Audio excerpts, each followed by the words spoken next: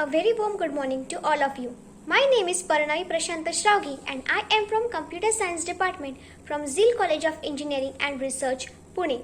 This project is presented by Paranavi Shravgi, Nidhi Sawant, Ruman Roth and Pratik Dangar and guided by Professor P. M. Mane. We are doing this project under the project-based learning program. Our topic is to develop a rock paper scissors game using a Python programming for a single player. The main objective of our project is to develop a rock paper scissors game using Python programming for a single player.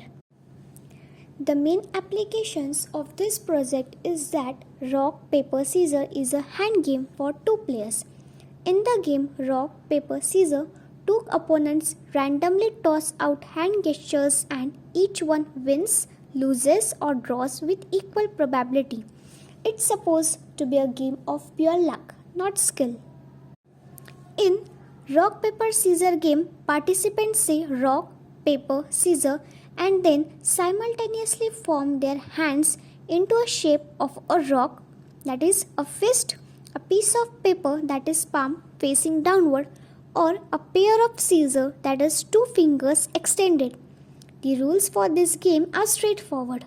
Rock smashes scissors, paper covers rock and the scissor cuts the paper.